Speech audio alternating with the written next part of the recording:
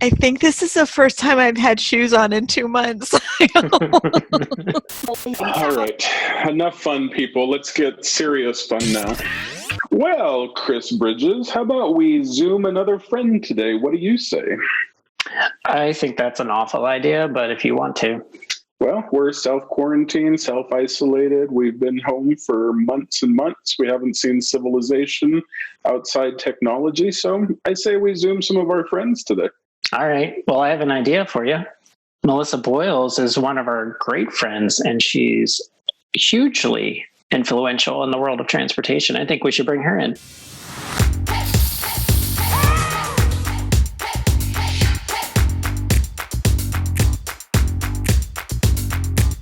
I would say if she was such a great friend, why didn't you just call her Mel B? Melly B, welcome to Mel the show. B in the house. Whoop, whoop. Hello. Whoop, whoop. Woo! My seals and I are happy to join you. I was just going to say, out of all the excitement, the dogs by far are the most excited. They're like, yeah, we're good. Yeah, over under 30 minutes, they move. I'm not even sure it's that frequently. They got a long walk this morning and they've been like snoring loudly ever since.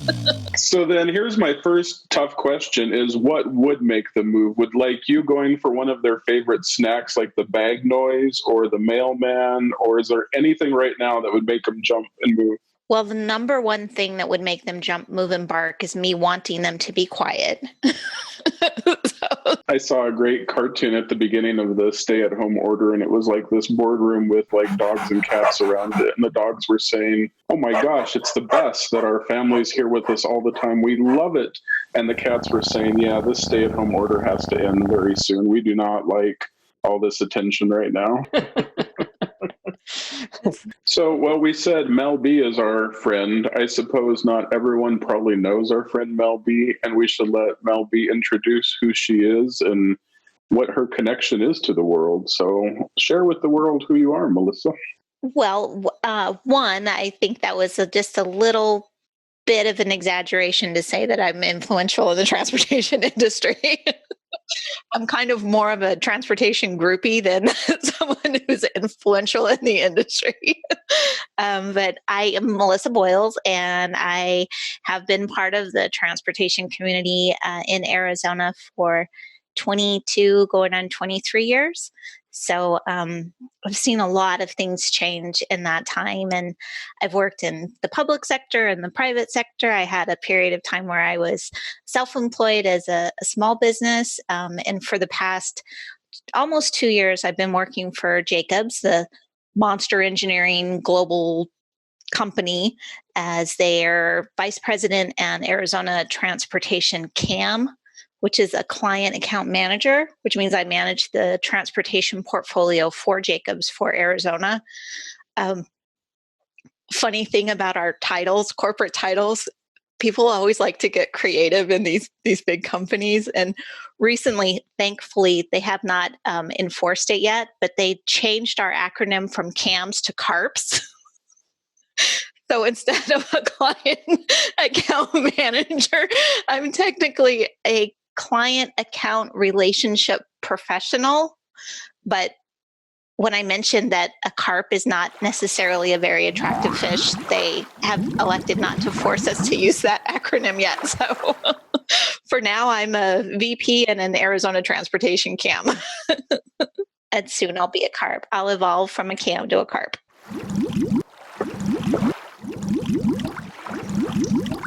Vinny, your fishy thing is so awesome. I don't even know what was happening there. I don't know. It was kind of like this. Melissa, you said monstrous company, and I was thinking of that before we talked to you today because I don't know the exact number, but I know it's more than 10 employees worldwide. So it is some crazy big number. What's the rough number of the employees of the Jacobs Monstrous Corporation? So last I heard, we had 58,000 employees worldwide. Yeah. Wow. So with that said, I mean, you know, we're all feeling the impacts of what's happening in our world today. And, you know, to go from, you know, spending hours in meetings and traveling and driving and all these things that the three of us do, I'm really curious, for your 50,000 employees, like how has the company's life platform changed?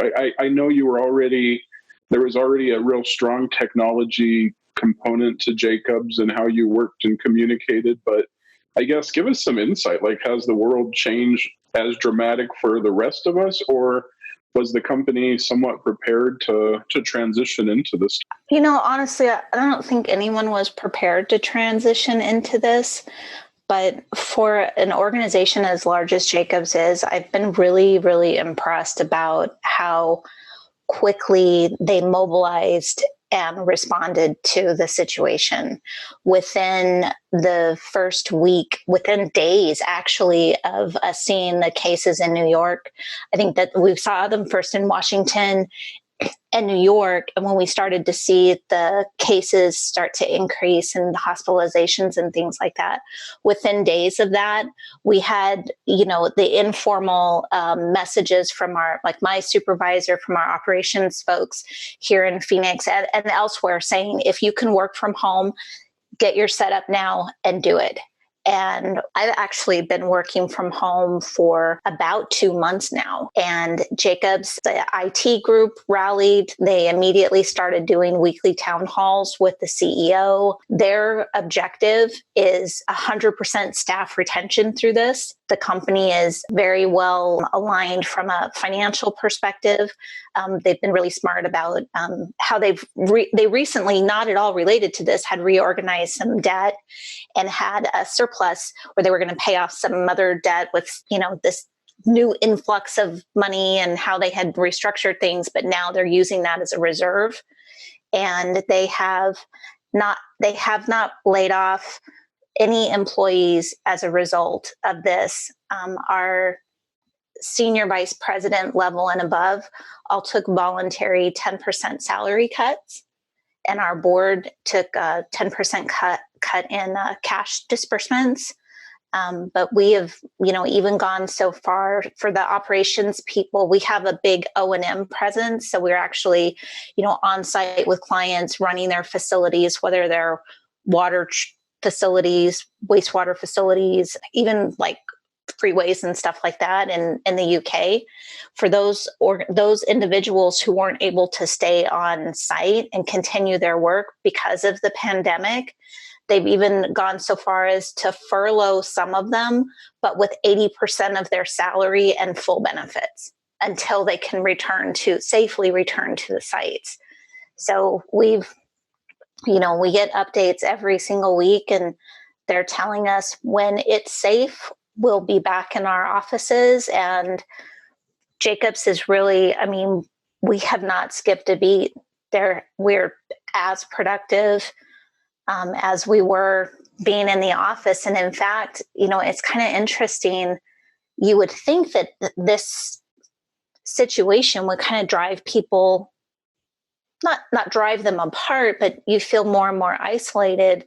But because conversation and because communication has to be so intentional now, and because people are not traveling, we're actually connecting a lot more than we were before. We're a Teams message away, or we can instantly jump on a video call and you're talking to someone. Whereas when you're working in the office, I'm running all over the place to meetings. I'm never at my desk. Our operations folks are all over the place doing their work. And now we're all at our home desks talking to each other. So it's actually been really kind of nice. I do miss being in the office, but I don't know that we'll ever go back to, 40 hours, 50 hours a week in a cube farm dealing with rush hour every day with everyone else. I think the company is very open-minded to evolving our work culture because this has been working so well for so many people. Yeah, I would say I think I found myself actually working more and being more productive because you can just, like you said, pick up a call and then instantly move to another one, where before, Vinny's driving from Havasu to get to a meeting in Phoenix or Tucson, and we're wasting hours in a car that now we're not doing. It's super easy, and the way that technology is just adapted just in a short period of time. Like we're on Zoom right now. But we bought Zoom back in early part of March, when we knew that we were not going to be working in the office, and for us to be able to stay connected. And we are also a Monster Corporation as well. We have 3 employees. So you just have a monster workload and a few employees to do it. Exactly. But, it's actually worked out pretty well, I think. I've been impressed with, Zoom got some bad press from security and whatever, and they have fixed those things, and they're constantly putting out updates, and it's so convenient. So we use this, and we use Microsoft Teams as well. And I know ADOT's been using the Google Hangouts meeting. Some have GoToMeeting, like ASTA has GoToMeeting. Some are Cisco WebEx. The state board meeting next week's on Cisco WebEx. So it's like whatever platform you got, it seems to be working. So I've been impressed. Same. It's some of the organizations that are very slow to adopt technology and slow to change their process have been, all things considered, pretty quick to change the way they're doing things. Yeah.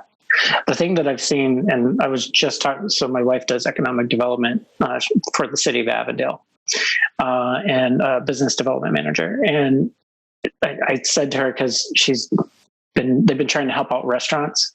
And so they highlight and they take a little video and they put it on their economic development Facebook page. And so she was going to go hit one of those restaurants and try to do a video for them today. And she's like, well, look at the menu and let me know what you like. So I try to find them. They don't even have a website. And I can't tell you how many restaurants don't have a functional website. Like you could do curbside pickup or takeout, but you can't find their menu. And you're lucky if you find something where somebody took photos with their phone of the menu sitting on a table.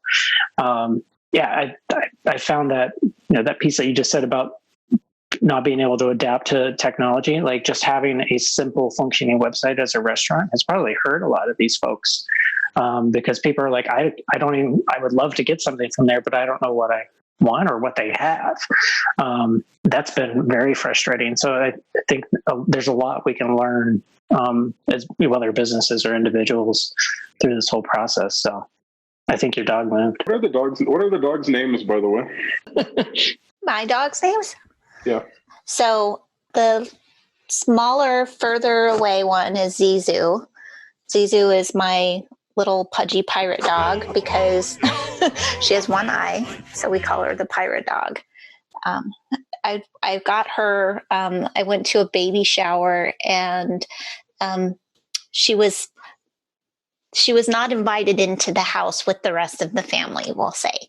And I was very sad to see her separated from everyone. And when I looked out the window, she ran over and pawed at the window. So I asked the owners if I could take their dog, and they let me. Wow. That's all you have to do? Yeah, I guess. Don't let my dog hear that. But then the bigger one is Jasper. And the joke with Jasper is that he's either Jasper the Great or Jasper the Terrible, depending on the day. Regardless of how bad he is, he can still do no wrong. And he's my favorite, shamelessly. But Zizu is very spoiled, so. Clearly, they're both spoiled. So I have to tell you, Melissa, that I don't know if you're aware, but the inspiration of this little show is thanks in part to you.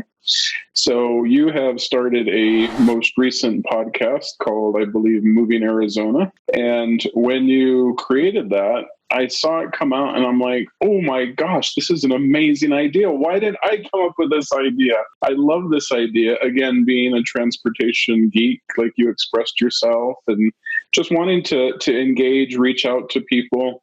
So I talked to my wife, Deb, talked to Chris, said, okay, well, I guess we can do a podcast because Melissa came up with that brilliant idea, but what can we do? And so we kind of came up with this little Zoom video show.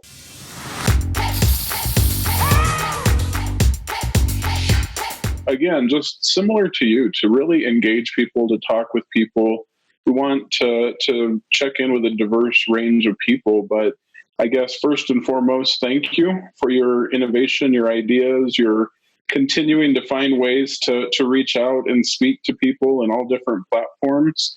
And thank you to us creating this show, and thank you for being on it. So explain what this Moving Arizona podcast is. Like, where did you come up with the idea? Where are you going with it? Who have you talked to? Well, I just thank you guys so much for having me on. And then mini sidebar, one of my guiding principles is the obstacle is the way. And I think a lot of times when we want to do something and we're like, oh, shoot, we can't do that, we end up coming up with something even cooler.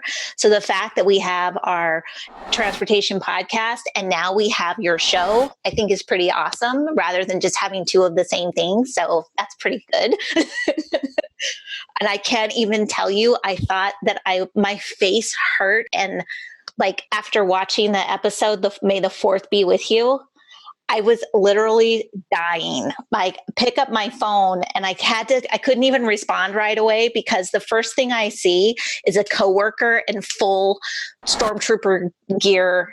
And I was like, I just have to put this down and step away for a minute. I have to finish my work and then I'll text Chris later. Yeah, you're like, this is what Mark does? Oh, no. He's going to have to work in the office. I tease him that he's not allowed to go to meetings by himself. This is how he shows up. So that was pretty funny. But yeah, so I was, one of the roles I have, I'm on a few different boards with different associations. I work with you guys through Arizona Transit Association, obviously, and I'm also on the Association of State Highway Engineers. So ASHE Phoenix, I'm the board secretary, and then the organization that sort of the work with that organization sparked the idea for this podcast was the WTS mentorship program, because I'm the director for their program. This is my 3rd year doing the program. And as I was putting together, the list of speakers with everything that's going on in the Valley, this was before the pandemic hit, of course, but even more so now, I would say. But there's just so much going on in transportation. And there were so many people that I wanted to be able to talk to, the young professionals that are going through the program and trying to find their way in the industry, that I was like, I can't narrow this down. There are just too many. And I was like, well, what if I could just interview them? And then, but how do I get that interview recorded into them? And I'm like, oh, I could do a podcast. And I'm like, oh, but I bet more than just the mentorship peeps would want to listen to these interviews. So I'm like, well, what does it take to do a podcast? So I start Googling. And by the end of the weekend, I had a name, a show, a brand, a cover art, and was drafting my introduction to the podcast. That's awesome. Congratulations. Seriously. Way to go. Set your mind to it and do it. I'm that kind of person, Chris. You know that from some of the stuff that you've told me to do through ASAP. Oh, I asked. The look implied that I was just saying, yes, sir. It's just when I'm sitting here like this, and then I'm like, so it would be really good if somebody were to volunteer. Jedi mind trick. Yes, I would love to volunteer. Yes. So who are some of the guests you've had on so far? So far, it's been a pretty diverse group of people with regard to their roles in the industry. We've talked to someone Alice Bemrose, so she's sort of the assistant deputy for operations for Sky Harbor. We've talked to Denise Lacey, who's amazing as well. She's the head of for Maricopa County Department of Transportation. We have talked to Maria Hyatt, who is our vice chair for ASTEV, former public transit director for City of Phoenix, and now works with Gannett Fleming as a transit planner.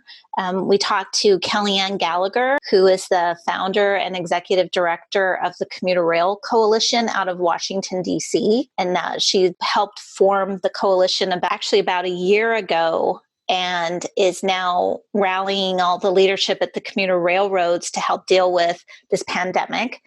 And then I have interviewed Patty Tellez, who's a small business owner. She does federal regulatory compliance work, not just in Arizona, but she does work in California and Texas and a couple of different other places. But, she's been a small business owner for 16, 17 years. And I am going to be releasing on Monday an interview with Stephanie Stearns, who is a transportation planner for MAG and the WTS New Member of the Year. And before you ask, yes, I have a plan to interview men, but... Well, hopefully one day you'll have me and Vinny on. Are you kidding me? When Vinny posted, Vinny's like, so good job on the podcast. I was like, and are you coming to let me interview on it? He's like, heck yeah.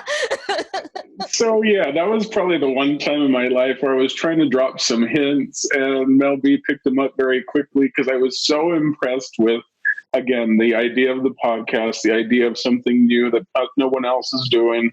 It's on transportation, transit, and I was just so excited. So yes, I genuinely complimented you, but I was also trying to lay some groundwork.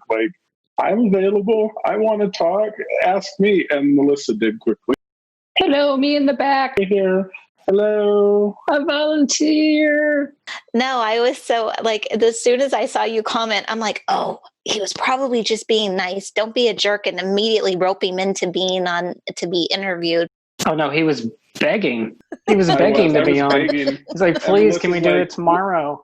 Will you be on? And I'm like, well, let me check my schedule. Hold on. Yes, I'll be on. Of course I will. High five. Well, and Chris is on deck too, so. Yeah, I have to check my schedule. It's weird because it's like, I'll open up my calendar on the day and I'm like, oh, I've only got one meeting scheduled today. And then I have all day long, I'm on the phone, video calls. It just turns into one thing after another. And it's so bizarre. That didn't happen before. That's been one thing that's been brutal about this is that people know you're at your desk. So there have been days where it's from 6:37 in the morning until 7 p.m. where I literally do not have 5 minutes in between what people are scheduling.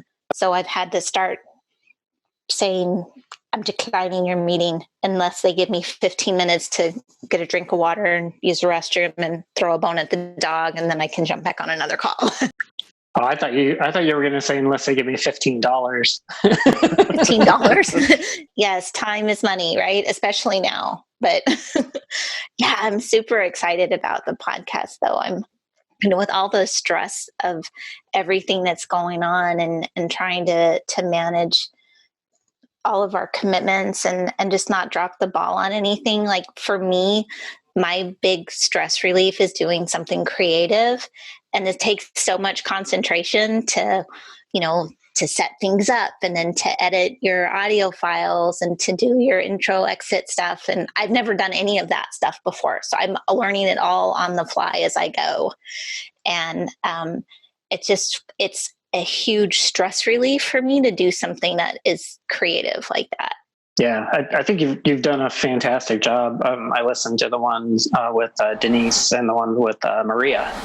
And just and then I text you and I'm like, well, what equipment are you using? And you're like, oh, I just did it. And I made my own art. I did that too. I was like, wow, I'm super impressed. So an important question is, where can people find the podcast at? A little, I don't know, geek moment for me, but I was so excited because if you go to Apple Podcasts, like the app that's already in your iPhone, if you have an iPhone and you look up Moving Arizona, it pops up there. And then it's also on Spotify. And then I have a website that I'm not 100% thrilled with, but I don't really have the time to go and do anything crazy with it, but it's called movingaz.net. Zizu. Come on, Zizu. She's wearing headphones. She is a really good selective listener. So I want to know about our future. Since it's just the three of us sitting here and no one else is watching and listening, I want to know what Jacobs and you are talking about our future. Because if you have 50,000 plus employees, surely you know what tomorrow and next year is going to look like, unlike the rest of us. So give us an idea of what transportation, transit looks like moving forward, because no one has a clue. So what's the answer, Melissa? I wish we did know. I think we're all trying to look into a crystal ball right now. And in the immediate future, I think we have a lot of challenges ahead of us as we realize the impacts of the loss of her funds. And we've been waiting for so long. And sales tax revenue immediately for Arizona. I can't speak worldwide, but I know that we are also very much looking at what kind of opportunities does this environment present to us. We had a different set of problems 90 days ago, with the of air pollution. We still have congestion. We still have things like that, but we're now forced to step out of what we thought was a way of being that really was not changeable. Like we were stuck in that, to use a very dated phrase or term, but a paradigm. Like this is how you work. And now we're seeing this is not how you have to work. So what does that present to us as far as the transportation industry goes? And what are those opportunities? It's, do we have the strain on infrastructure that we did if we have fewer people traveling in commute times? Do we have an opportunity to really look at multimodalism?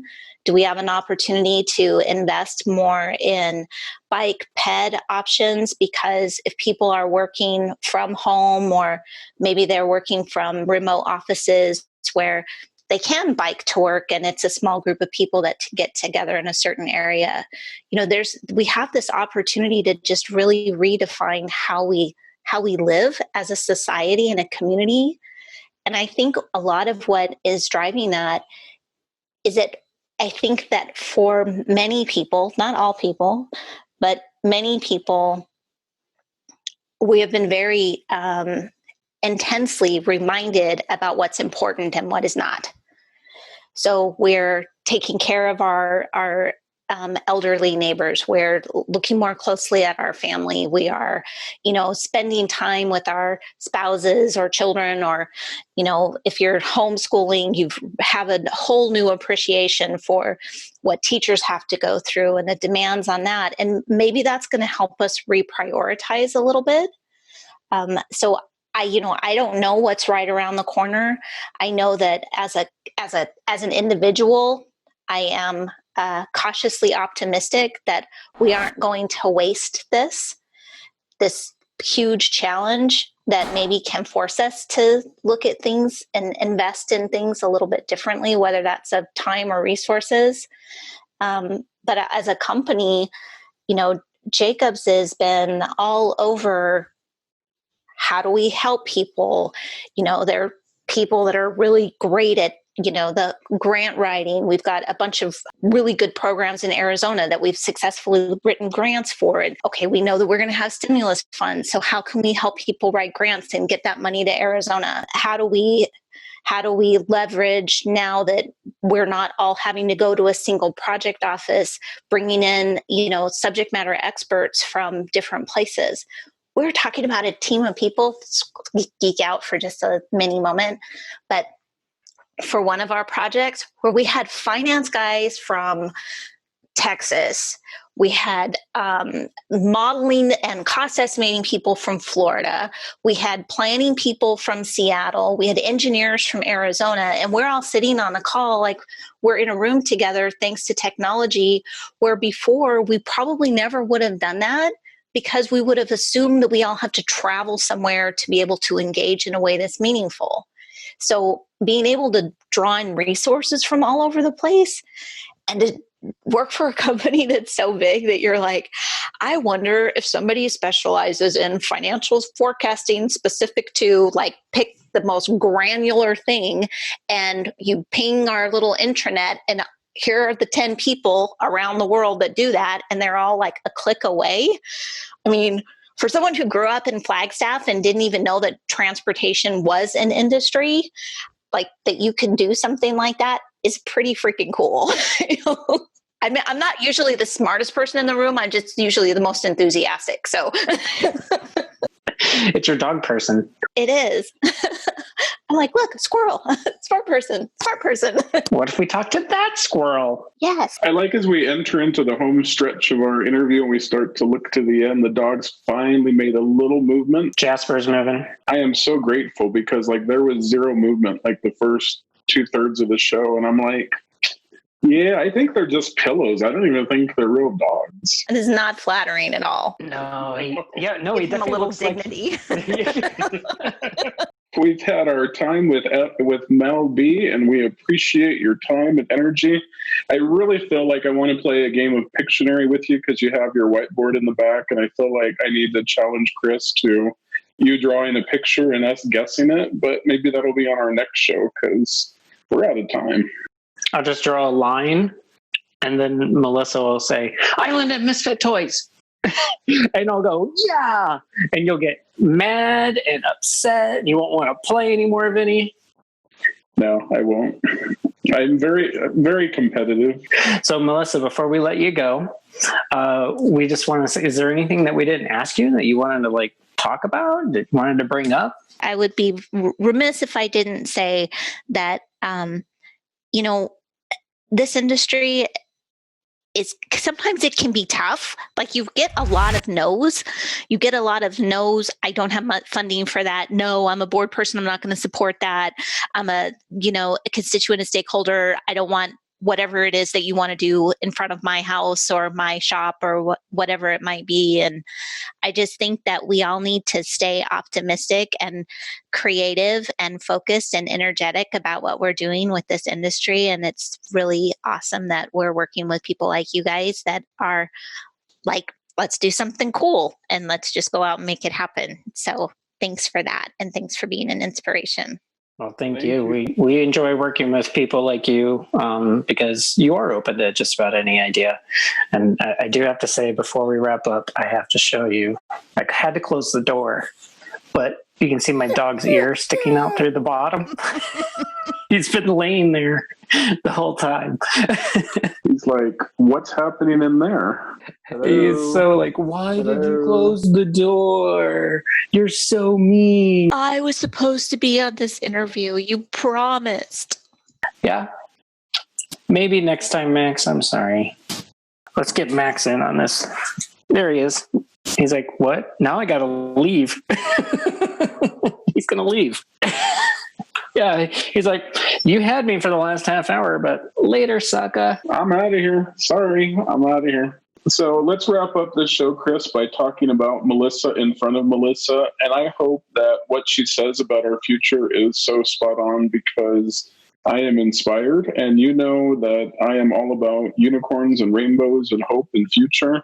And I'll be honest with you, she re-inspired me because these days are a little bit tough lately, and I saw and I heard a lot of hopeful future. So I hope our friend Mel B is absolutely spot on, and our future looks as bright as she said.